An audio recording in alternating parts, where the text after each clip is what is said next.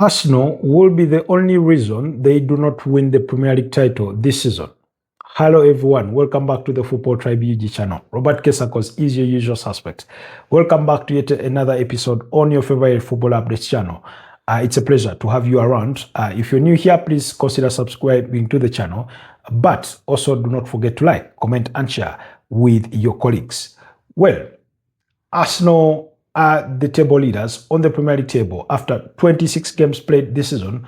By each of every 20 teams on the Premier League table, they remain ahead by 4 points because their 6-point gap was reduced to a mere 4 points following their draw against Brentford in a 1-1 draw at the GTEC Stadium. Manchester City had won a day earlier by 3-0 against Fulham. Why do I say that Arsenal will be the only reason they do not win the Premier League title this season? Is because if they take care of their business this season for the remaining 12 games, then they will not have to worry about what comes from all the other fixtures. They only have one game left to play with a direct Premier League title rival in Man City, and that game will come on the 18th of April. Of course, they have other big games to play in the run-in for that. They have games against Crystal Palace. They have games against West Ham. Those are London derbies. They have a big game against Chelsea. They have a game against Tottenham Hotspur in the North London derby, who just sacked their manager, Thomas Frank. For those of you that are not aware or want a reaction to that, go over to the video section and watch our episode on Tottenham. Then, of course, they have difficult games like Everton. That is still another game to be played. So it's really not as straightforward as one would think. But like I keep saying, if they take care of their business, then the league title will be theirs. But if they don't, then suddenly it's only theirs to lose. Yesterday, we saw them rescue a point because in any case, I did not think Arsenal had done enough to deserve 3 points in that game. That's why they did not get them. In any case, if one asked me who deserved all 3 points from that game, perhaps Brentford looked to be the side that deserved all 3 points in comparison to Arsenal, who have now had 6 draws in this campaign. They drew against Man City in a 1-1 draw, drew against Liverpool in a goalless draw, as did against Nottingham Forest. They drew against Chelsea in a 1-1 draw. They drew against Sunderland in a 2-2 draw, So those have been some of their draws this season. So really, for those of you that care to remember, last season, one of the reasons as to why Arsenal did not favorably compete for the Premier League title is because they had one too many draws. By the end of the season, they had 14 draws.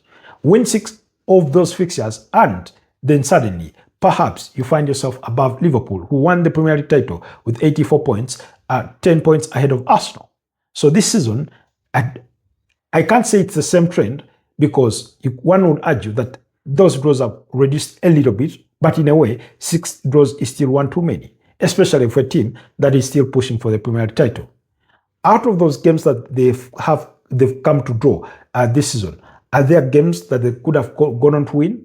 Against Nottingham Forest in that goalless draw, if Gabriel Martinelli doesn't miss that chance, they do win the game. Yesterday, as poor as they looked against Brentford, if Gabriel Martinelli takes that chance with a first-time strike, maybe we'd be having a different conversation. If Declan Rice had been confident enough to take that shot on goal, as opposed to trying to pass it to, Victor Gyökeres before it is intercepted by Michael Kayode, maybe we'll be having a different conversation. Against Sunderland, they led that game by 2-1, thanks to that goal by Leandro Trossard, but they considered a late equalizer through Brian Brobby away to the Stadium of Light. So there have been games games that they have drawn, that if they fought for it hard enough, maybe they could have won. Against Man City, you could say Man City played with the low block, they denied them spaces, it was destined for a draw. In fact, they were lucky to get a point because it was a late equalizer from Gabriel Martinelli that rescued a point. In their loss away to Liverpool, that brilliant free kick from Dominic Szoboszlai, you really couldn't add much to that. Otherwise, it was a 50-50 kind of game. But the goalless draw at the Emirates Stadium, they lacked grit, they lacked bat, they are cutting edge, just like they did yesterday.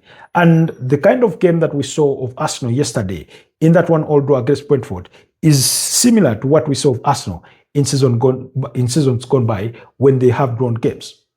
Why? When they come up against defensively disciplined sides, teams playing with a low block, teams are playing with 10 men behind the ball, then they tend to struggle because, and I've said this before, when you come up against such teams, you know that the margins are going to be small. You have to leverage on every little, yard of space that you may get. Sometimes you'll need to move the ball quicker. Sometimes you're going to need to take aims at goal or attempts on goal from distance, and you have to try and do that more often than not. You need to make a split decision in a split second, in half a second early, to find the right space to beat that defensive block, because for every half a second delayed, for every microsecond delayed, you give the opponent the opportunity to reorganize, to assemble back into their shape. And we saw a lot of that yesterday. We're talking about a Brentford team that denied them spaces, that disrupted play in terms of breaking play, a team that caused them all sorts of troubles when it came to set pieces. But was it just about yesterday? I've argued before that, and this was when they still had, I think, about 15 or 14 games left to play, that Arsenal cannot afford to lose 3 games in all their remaining fixtures. They cannot afford to draw as many games because, again, if they do that, then they will have lost the Premier League title. Now, we do live by the imagination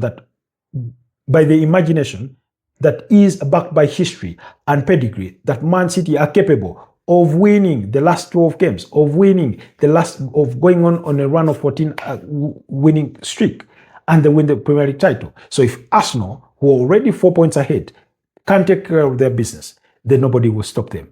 Because the only team that can stop Arsenal from winning the Premier League title is Arsenal. Yesterday, we saw another muted performance from Eberechi Eze. But he wasn't the only bad performer on the day, because Arsenal lacked any grit in that first half. They did not create anything. They did not have a shot on target. Brentford, who had a shot on target, that shot was a result of David Raya's poor ball distribution. He tries to go for a quick restart of play, throwing the ball to Declan Rice, who he doesn't find. Unfortunately, it's a loose ball that Brentford win back. They put in the cross, and it was a header from Igor Thiago, for which David Raya had to make amends with a brilliant save. They need to cut out errors that cost them a goal against Manchester United when Martin Zubimendi was passing the ball back to David Raya. Errors that Gabriel Magalhaes committed when they won away by 3-2 at the Vitality Stadium. Errors in giving away spaces like they did versus Manchester United in their 3-2 defeat at the Emirates Stadium. So, Arsenal need to treat every game in their remaining 12 games like a final. Can they do that? You bet they can. But can they get it over the line? That's a whole different question.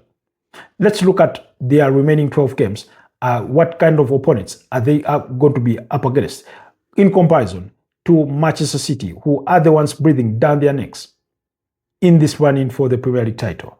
Somebody said that even when it comes to just a 1-point gap between the two sides in Man City and Arsenal, they believe Arsenal will be the ones to win the Premier League title. But without leaving anything to chance, like I said, Arsenal need to maintain a healthy gap between them and their title challengers in Manchester City. Yes, in their remaining 12 fixtures, they have to play Wolverhampton Wanderers, they have to play Tottenham Hotspur, they will play Chelsea, Brighton, Everton, Bournemouth, Man City, Newcastle, Fulham, West Ham, Burnley, and Crystal Palace. Now, 3 of their last 4 games are London derbies, against Crystal Palace, against West Ham, and Fulham. They also have 2 London derbies in the North London derby against Tottenham Hotspur and 1 against Chelsea.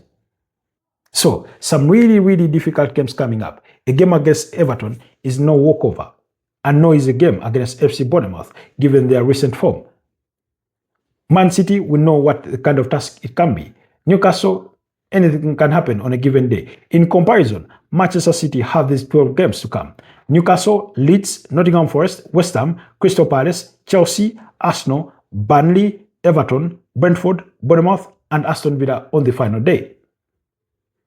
Wouldn't be the last time Man City have played Aston Villa on the final day, especially when a Premier League title is on the line. So, Mikel Arteta, in all the chaos of injuries, because they did suffer injuries to Kai Havertz, who had been integral to how in creating a simple building partnership between him and Victor Gyökeres, he needs to find solutions. He needs to find the solutions to his injury worries because Mikel Merino is absent. He's one of those players that will pop up with 1 or 2 goals that does help a team in the running for a title. Of course, they are without Ethan Nwaneri, who they sent out on loan. Max Dorman, not a first-team player, but at least you never know, coming in cup competitions could help relieve the game load in terms of game management on other players in cup competitions, like in the FA Cup where they still are playing. Then you have players like Bukayo Saka and Martin Odegaard, who unfortunately this season have been in and out of the team through different spells of injuries. So injuries are part of the game. So for Mikel Arteta, that cannot be an excuse. You know, they came into yesterday's game without William Saliba, who according to reports had suffered an illness, but his replacement in Christian Mosquera, you can hardly blame him because he did not put a foot wrong in that game. In any case, he came up with a recovery rescue in blocking at Igor Thiago's attempted a shot on target. Do let me know what your thoughts are on this Arsenal side. Do you think they will see it through and win the Premier League title? Or do you think they'll once again crumble, as they have done in the previous 3 campaigns where they've come second on the Premier League table? Your thoughts and more down in the comment section. Otherwise, have a blessed day and I'll see you guys next time. Bye-bye for now.